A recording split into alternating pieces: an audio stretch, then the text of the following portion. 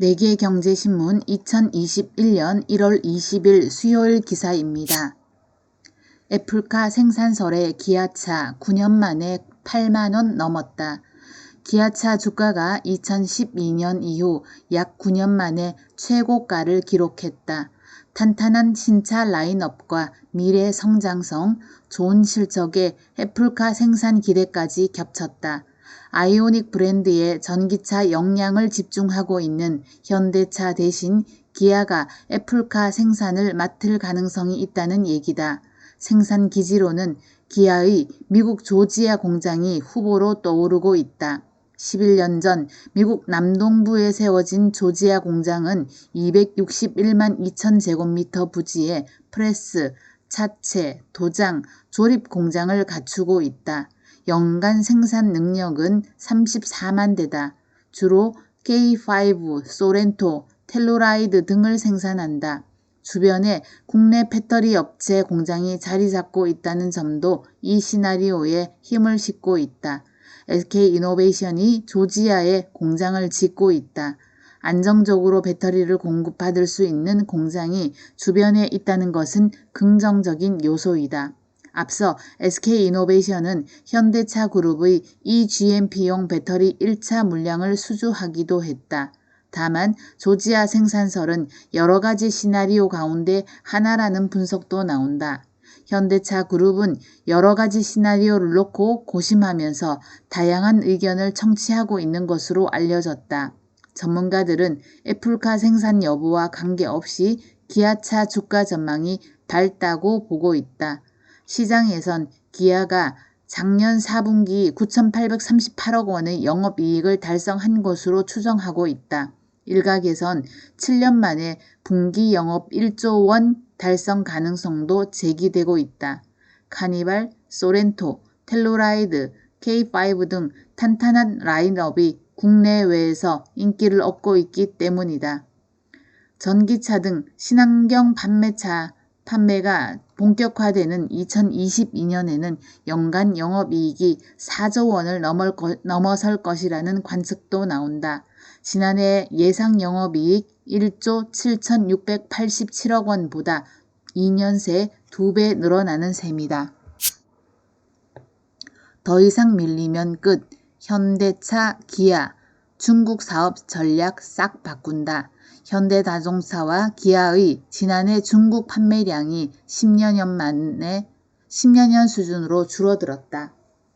중국 진출 이후 사실상 최악의 성적표이다. 현대차, 기아는 더 이상 밀리면 끝이라는 위기의식에 따라 올해 중국 사업의 전면 쇄신에 나서기로 했다. 19일 업계에 따르면 현대차, 기아의 지난해 중국 판매량은 66만 4,744대로 2019년 대비 26.9% 급감했다. 2년 연속 마이너스이다. 판매 최대치를 기록했던 2016년과 비교하면 4년 만에 62.9%나 줄었다. 2010년대 초반 10%를 넘었던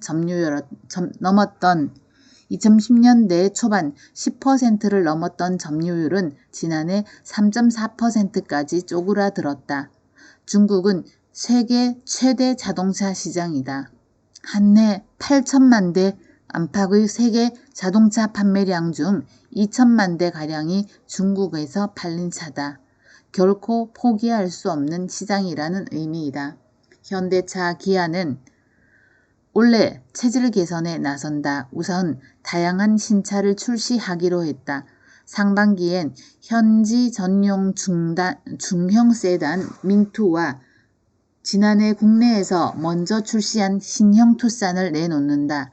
하반기엔 중국 전용 다목적 차량 MPV와 첫 순수 전기차 아이오닉 5를 선보이기로 했다. 중장기적으로 브랜드 경쟁력을 높이기 위해 올해 제네시스 브랜드를 공식 론칭하기로 했다. 중국 전용 전기차를 출시하는 한편 온라인 판매 방식도 도입할 계획이다. 업계 관계자는 브랜드 재구축은 최소한 3년은 걸린다며 내년이면 가시적인 성과가 나올 수 있을 것이라고 말했다. 실적 개선에 대한 기대감도 높아지고 있다.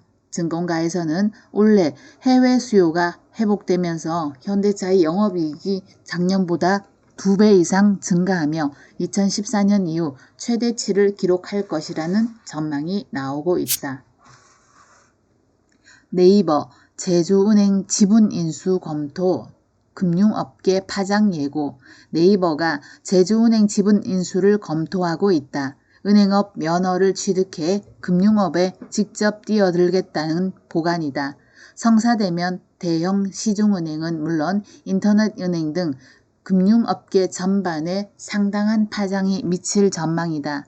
19일 금융권과 투자은행 업계에 따르면 네이버는 제주은행 지분을 사들이기 위한 논의를 진행 중인 것으로 파악됐다. 제주은행은 지분 75%를 보유한 신한금융지주가 최대 주주이고 나머지 지분은 제주은행 등 특수관계인이 보유 중이다. 제주은행 지분 100%의 가치는 약 1,500억 원으로 알려졌다.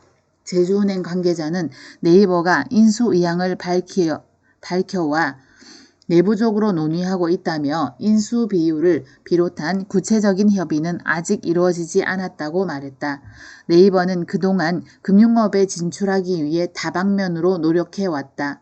2018년 미래에셋 대우와 손잡고 금융자회사 네이버 파이낸셜을 신설한 것도 금융 영토를 확장하기 위해서였다.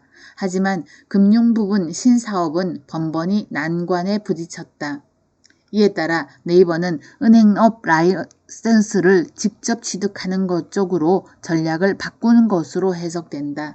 은산분리 원칙에 따라 산업자본은 은행 지분을 최대 10%, 지방은행은 15%까지만 보유할 수 있다. 네이버는 지분을 투자한 특수목적회사 SPC를 통하거나 다른 금융회사를 공동투자자로 유치하는 방안 등을 검토하는 것으로 알려졌다. 이날 유가증권 시장에서 제주은행은 10.88% 급등한 4,435원에 마감했다.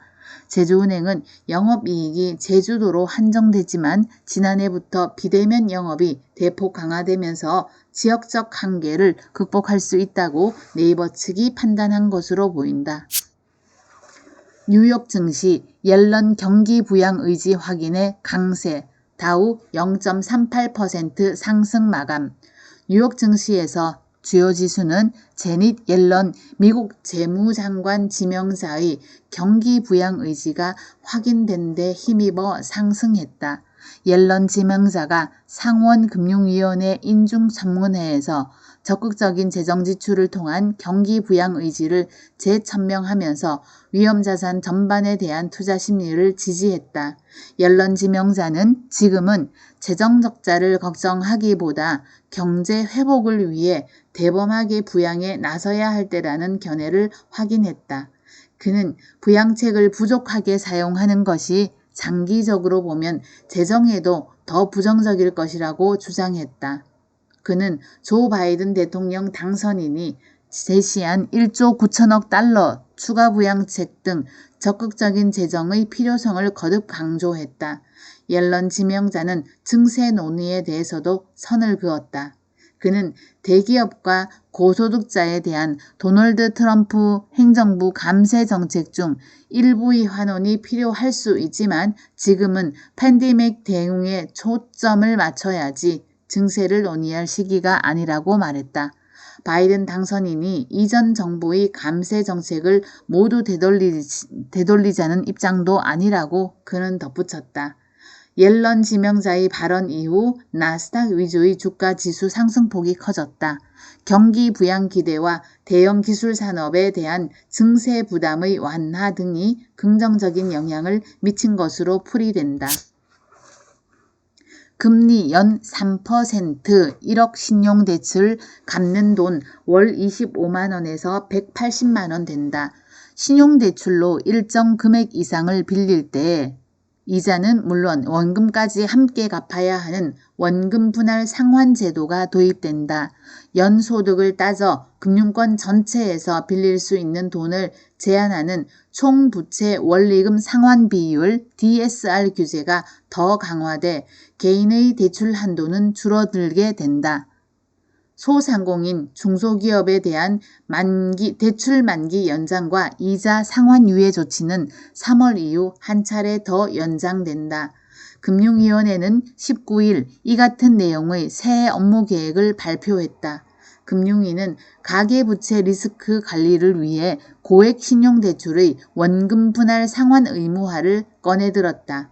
신용대출은 대출 기간에 이자만 내다가 만기가 돌아오면 원금을 한꺼번에 갚는 구조가 일반적인데 앞으로는 주택담보대출처럼 원리금을 동시에 상환하는 식으로 바뀐다는 것이다.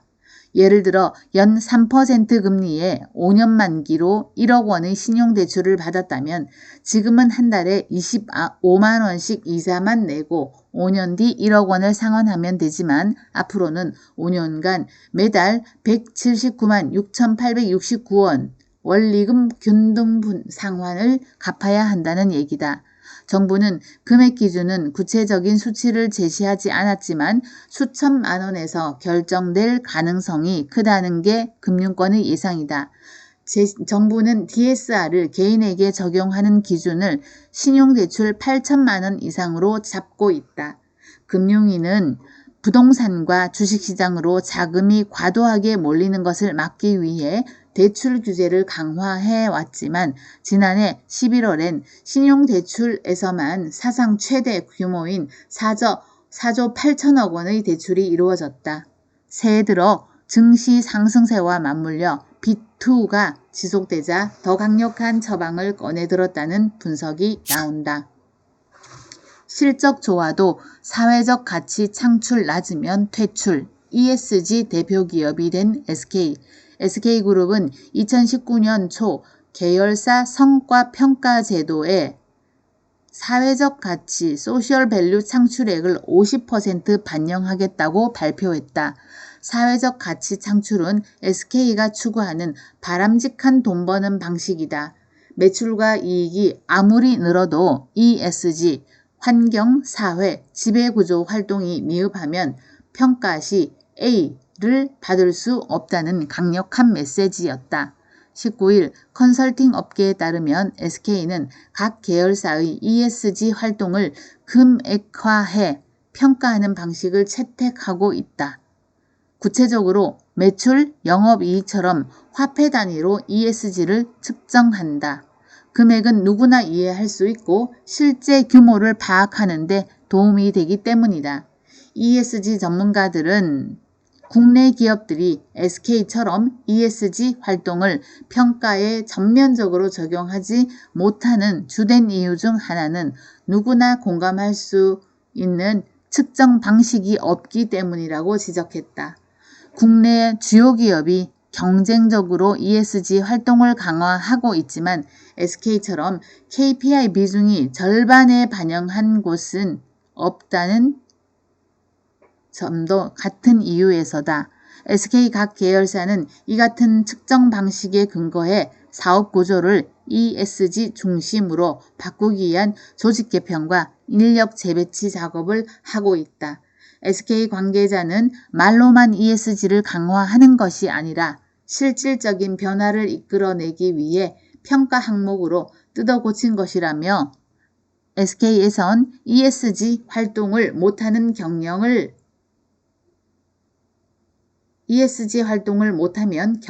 못하는 기업으로 간주된다고 했다. 차기 미국 외교수장을 맡게 될 토니 블링컨 국무장관 내정자가 19일 도널드 트럼프 대통령이 중국에 더 강경한 접근법을 취한 건 옳은 일이라고 말했다. 블링컨 내정자는 이날 상원 인사청문회에서 많은 분야에서 그가 진행한 방식에는 매우 동의하지 않지만 기본 원칙은 올바른 것이었다고 밝혔다. 블링컨은 중국에 대한 초당국 정책을 수립하려는 매우 강력한 토대가 있는 것으로 믿는다고 말했다. 미국 입장에서 중국이 가장 중대한 도전 과제라는 점엔 의심의 여지가 없다고 말했다.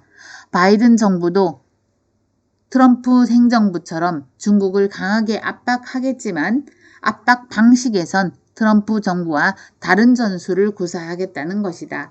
블링컨은 이란 핵 합의와 관련해선 이란이 합의 사항을 준수한다면 미국이 합의에 복귀할 것이라고 말했다.